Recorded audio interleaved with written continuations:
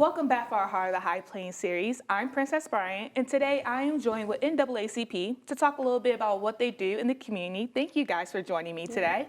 So first, let's talk about NAACP. When was it founded here in Amarillo? It was founded here in Amarillo in 1947 by Dr. R.W. Jones, of which our Freedom Fund banquet is named after. He did quite a few things as far as employment for citizens and housing and the like. So, but that's initially when it was started here in the Amarillo area. Yeah, and I guess the first question should have been, what does NAACP even stand for? What does it mean?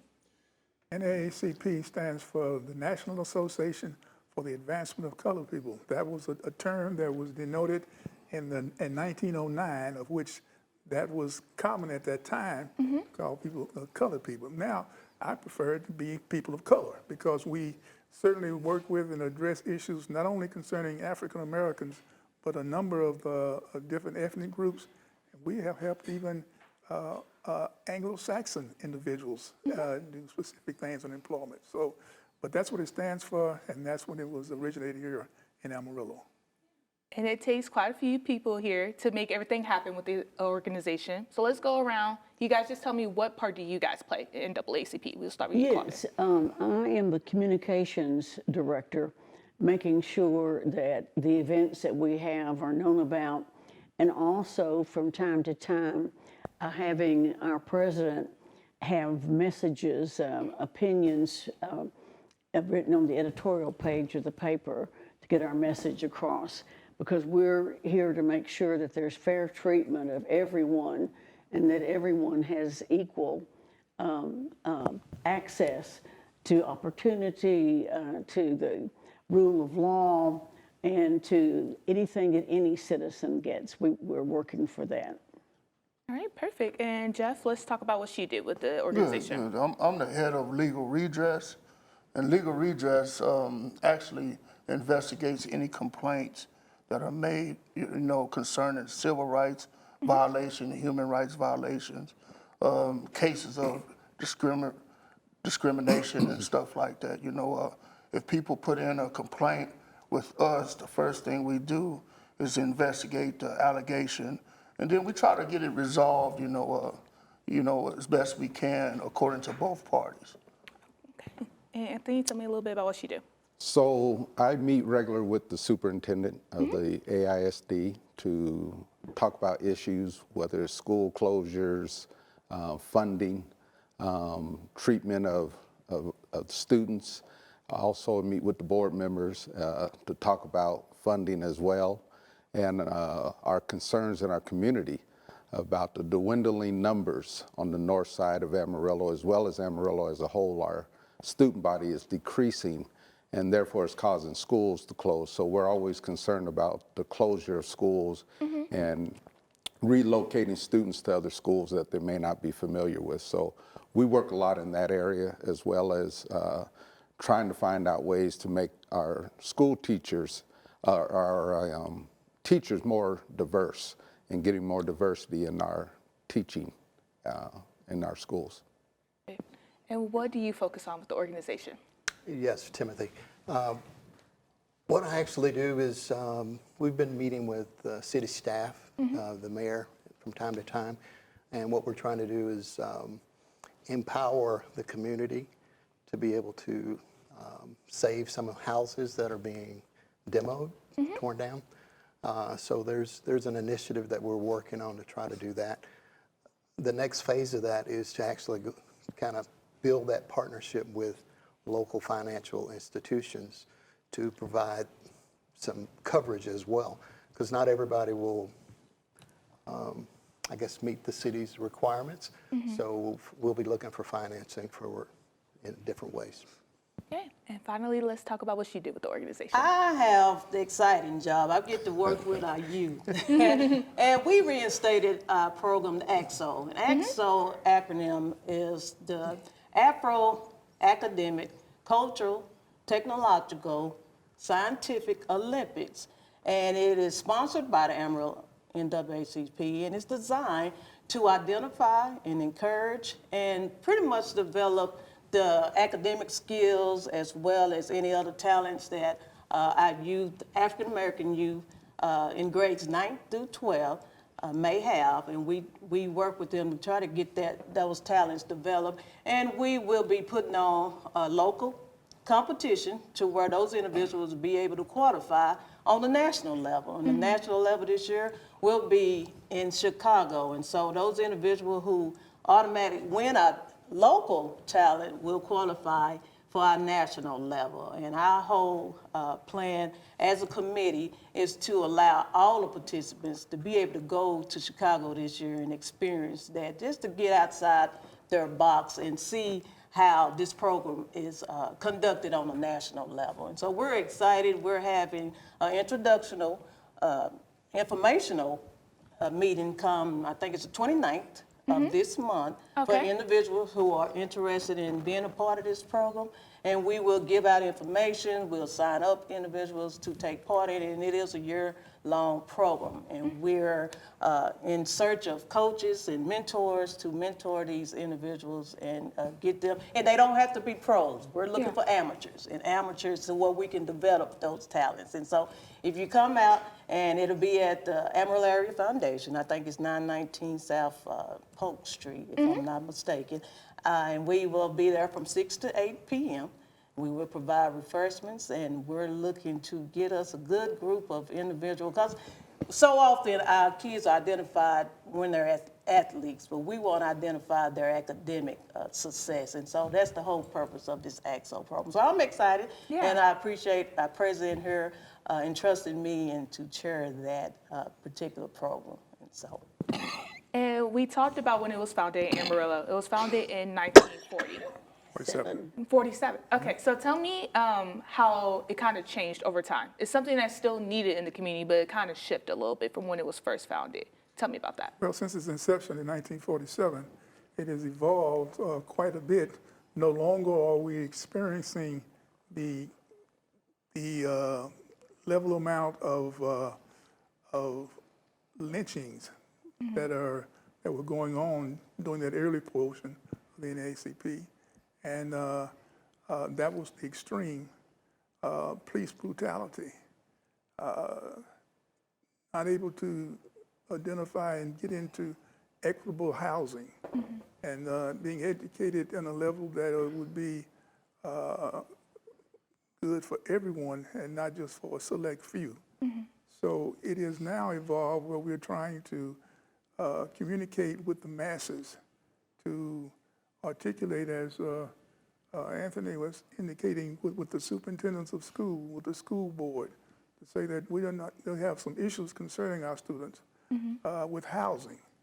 And still there are a lot of housing, dilapidated ones that are being looked at and torn down that could be refurbished.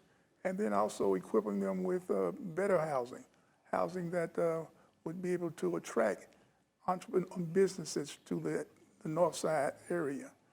So we're working with all different individuals or cooperative groups to work with to enhance the condition of people of color. And you kind of touched on it that hardships kind of look different back then, but they're still currently happening today. Tell me about still being. Well, I'm one of the few in the NAACP who worked with Dr. R.W. Jones. In the early 70s, I worked with him and another member named Mr. Charlie Wilson.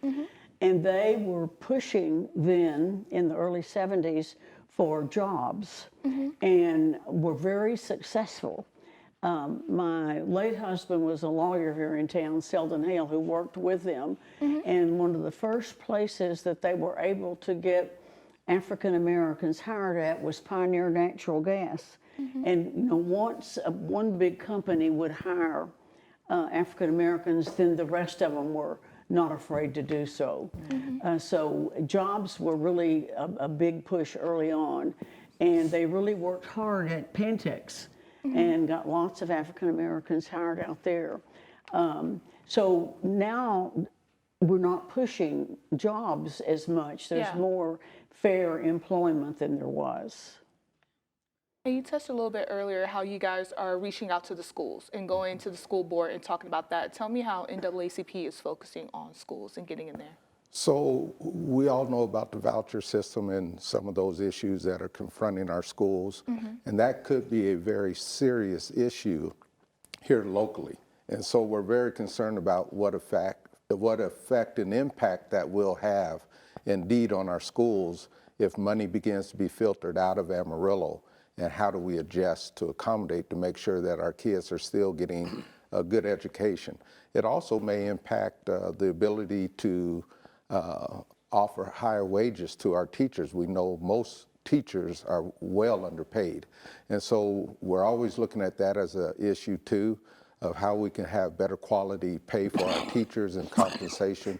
So I've been working with multiple school board members as well as superintendent, as well as also, as I said earlier, wanting to develop a more diverse teaching employment. And so we continue, and we know that, you know, education has come a long way.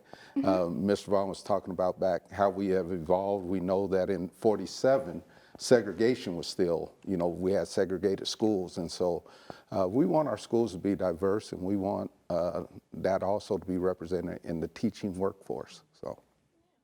And let's talk about the north side of Amarillo. That's a big community, especially when it comes to the Black community here. How does NAACP support that group? You want public education? Well, from an education standpoint, we know that last year we had 3 schools at the end of the school year shut down.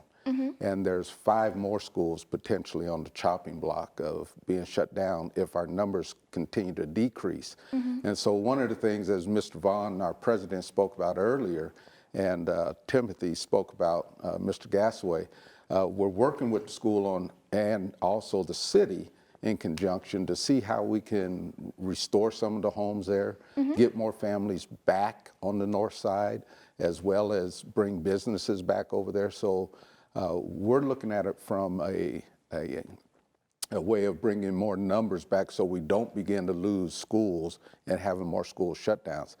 The more schools that shut down, then we'll have to have more kids being again bused to the south side. And so those are some things we're trying to avoid from education standpoint. Rehabilitation is just one part of the housing fix. I mean, we're going to have to bring in, we have the land. We need to do backfill, which typically happens first. That's where a family will come in, build a house on an existing lot that's already, you know, already has utilities, everything's already there. But then we have the ability to grow.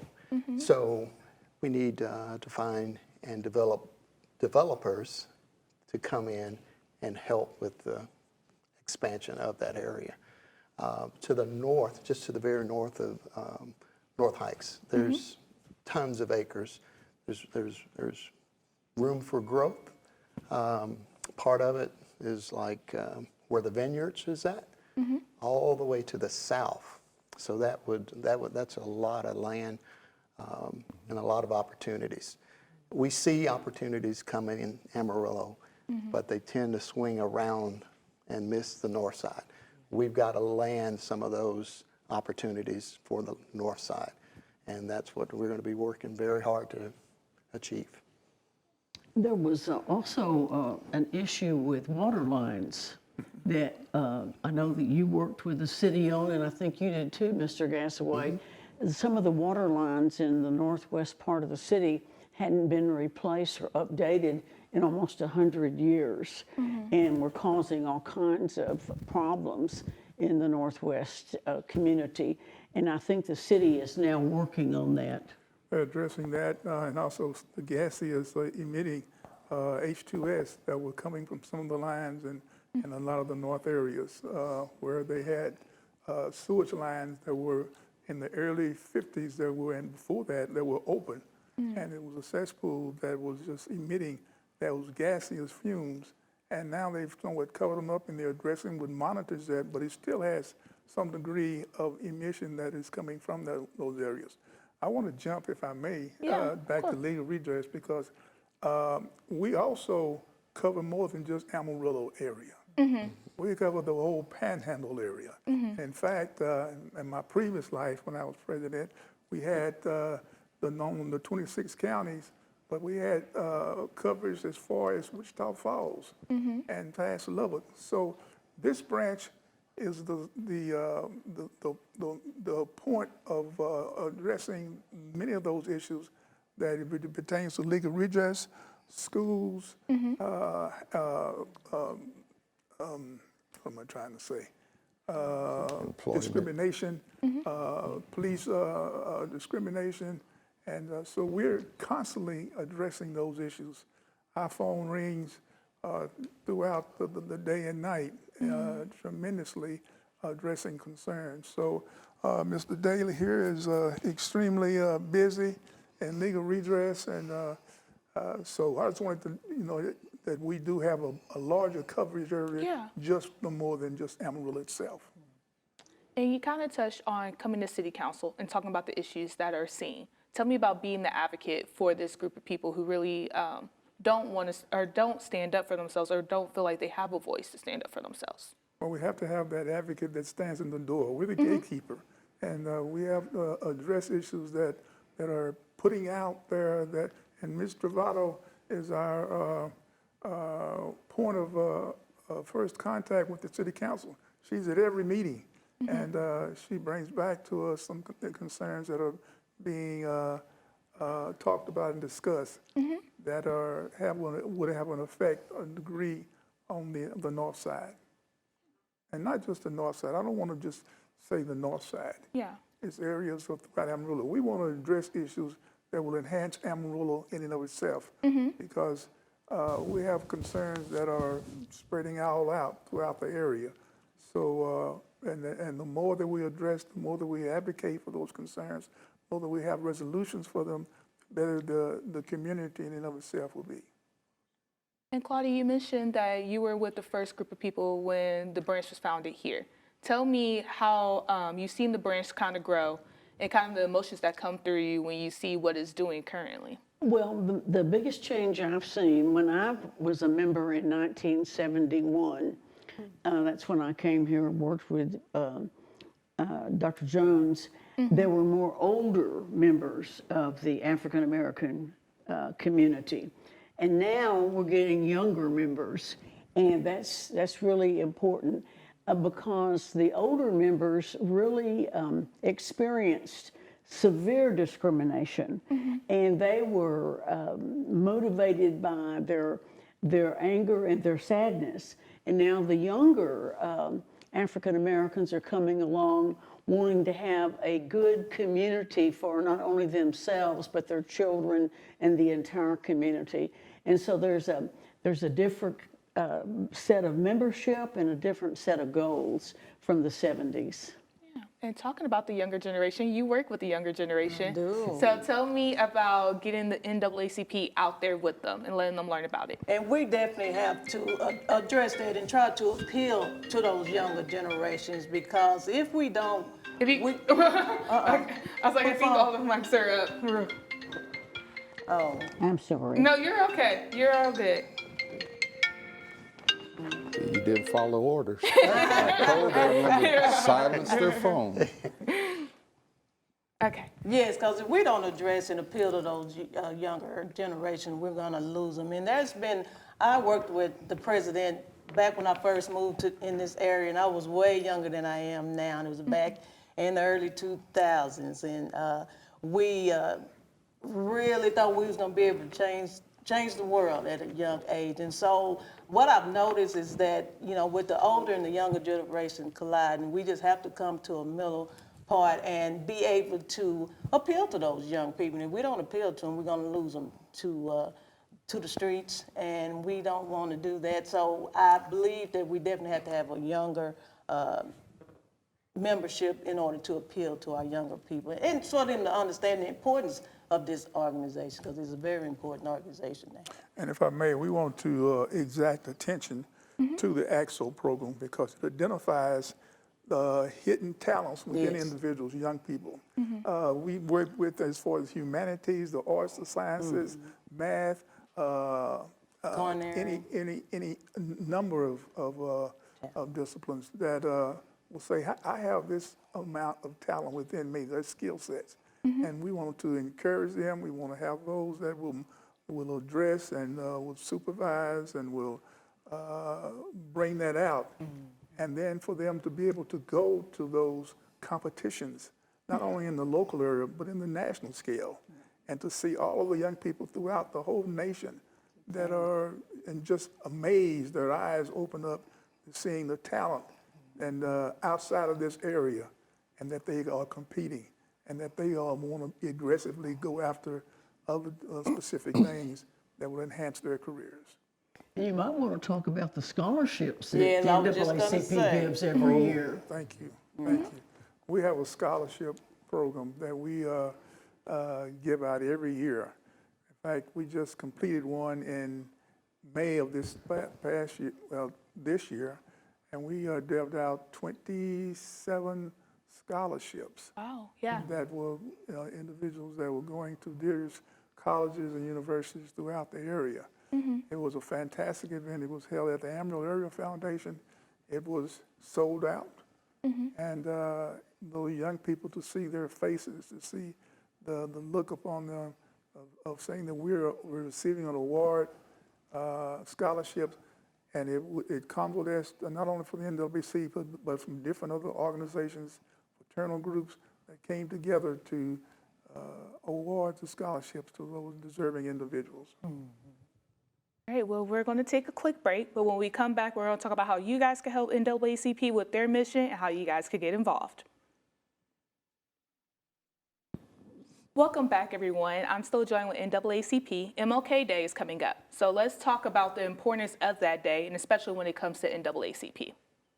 Well, Martin Luther King was a trailblazer. In fact, in many areas that was not popular at that time. Yeah. Vis-a-vis the Vietnam War, he came out against that, and but fought for the equal rights, equitable rights of people of color wherever it took him, and for employment, for education especially, and he was a representative to not only for people of color or African American per se, but he showed his grit and that any injustice Anywhere could lead to injustice everywhere. And it still is a focus of why we need to remember him, remember what he did, what he stood for. And it's not necessarily going out and having demonstrations, but we do if we have to. Yeah. We've been a part of that before. We'll probably be a part of it again, knowing the conditions that we are in this country now. So it's just in order to be heard and to have that representation of being a pivotal force for those that still need it, even today, even in 2025, and in education. Harris spoke about education and where we are still being left behind in some areas, that we're being ignored in some areas. And that's why we wanted to, NAACP is be out there stalwart to say, we represent those that are less fortunate or do not have an advocate for themselves. And Martin Luther King stood for that. And he continues to stand for that, and even in today's time. So I'm going to go around and kind of ask all of you guys, what does NAACP mean to you? It means justice. Some people wonder why a white woman is involved in NAACP. Well, it was one of the founders was a white woman. Her name was White. But I've been very active in the women's movement, and had it not been for the Black Civil Rights Movement, women would never have achieved all their rights, even though we're still struggling. It took the leadership of the Black community for the white women and women everywhere to fight for their rights, and that's why I belong. Yeah. And Anthony, if you want to start, what does it mean to you? So the NAACP to me means equality, justice. I often quote a phrase that until I'm free, nobody's free. Until all of us are free, no one's free. And so it's the fight for equality, fight for freedom, for all rights, for us to be able to have the right to live in harmony with our brothers and sisters. At the end of the day, life is about humanity and equality for all. And so I think it's very important that the NAACP represents all those areas and facets of life to bring equality to all mankind, not just blacks, not just people of color, but all. And really the NAACP seeks the rights for everybody. Again, I know in the legal redress, we don't just represent people of color, but we represent people of all colors if they feel that their rights are being violated. So to me, it's about equality. African Americans have made through the NAACP and other organizations, it's really helped everyone. I mean, even if it's historically underutilized businesses, it helped everyone. Yeah. Now we're seeing a move right now where they're trying to undo in Texas our HUB program. There is a federal HUB program as well. I would not be surprised if that doesn't come under attack. But it's about inclusivity. In my lifetime, I'm not going to tell you how old I am, but I've seen where I was mostly protected by the federal government. That's not the case anymore. We're kind of in this fuzzy states' right part of what's going on. And that balance is so far off that we're not secure anymore. So the NAACP, like I said, through redress and all of the things that we do, we're fighting again to shore up the wins that we've already had in the past, because right now they're eroding. And can you tell me a little bit what it means to you? Yes, ma'am. What it means to me is fairness, equality, and justice. I'm going to piggyback on Miss Claudia. When it comes to women, I know my field of work is not too familiar to, a lot of the women, but I know with Dr. King and the fight that he put in, I wouldn't be in the position that I'm in today. So I believe in the NAACP and what it stands for, and we have to fight for those who don't have a voice and who don't know where to go when their rights are being, they've been mistreated or being violated. And so NAACP to me means fairness, justice, and equality. Yeah. Yes. And I certainly agree with everything that's been said. You know, I guess to me, if I would have to say anything different, it would probably be representation. Yeah. You know, because when I first started thinking about joining the NAACP, you know, I was hearing a lot of things about what they do and what they don't do and how this happens and how that happens. And so in order to really be a part of the solution, I've always had a mindset that you have to get involved to have a representation, have a voice in the matter that changes things. So, you know, representation to me means a lot, because at the end of the day, if you don't have representation, you can't make a change no matter which way you look at it. And finally, Alfonso, what does it mean to you? Everything that's been said is spot on. Yeah. I say that probably we need the NAACP as much as we've ever needed it before, because our rights are being threatened. Our contributions are being deleted and attempting to be deleted. I was in Washington not very long ago, and I was at the African American Museum, and then there's places, think about it, in that institution, it was Harriet Tubman's picture was being threatened to be removed. In the Pentagon, there are many African American generals and officers, the Tuskegee Airmen, those being threatened to be taken down. And to say that you don't have any contributions that were made to this nation. And we know that African Americans were an integral part of building this nation to what we have today. And the contributions all goes without saying. We stand on the shoulders of heroes, of those that went before us and fought for equality that didn't have an NAACP representing them at that time. And so we have to be that conjugal part of saying that we're here.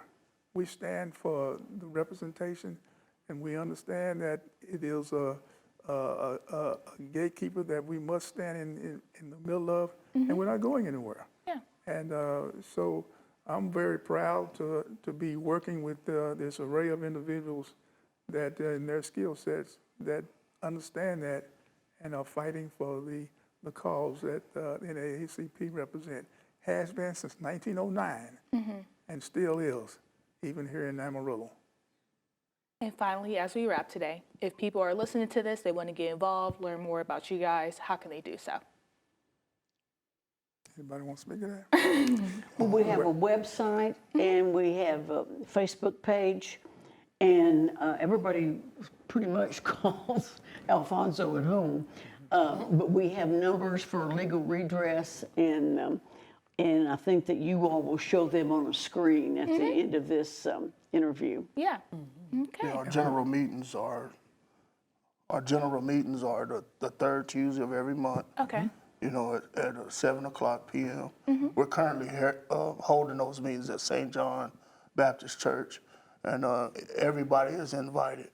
You know, the community is invited, and that'll be the best way is just to come out, see who we are, talk to us, engage with us, and then, you know, you have an opportunity in every place that we're at to join the NAACP. Anytime you see a table from the NAACP, you'll have an opportunity to join. Come and be a part of it. There's an extremely amount of talent that's out there in the community. A lot of them don't even realize that they have that kind of talent, but they do, and they have an opportunity to contribute to this notable, worthwhile association, and we love to have them. And I would like to add, we definitely encourage everyone who have young 9th through 12th graders who is interested in taking part in this AXO program. Information would be on the website as well, to please and come join us. Ready? And what you see here as a representative, that's a small portion of the committees that we have that are ongoing. Religious affairs, criminal justice. There are The religious community in Amarillo. right. So we have a tremendous amount of, there are 28 committees throughout the National Association. The Amarillo branch, well, we're a small market. We have 19 Yeah. those committees that are being represented. That is everything. Thank you guys so much for joining me.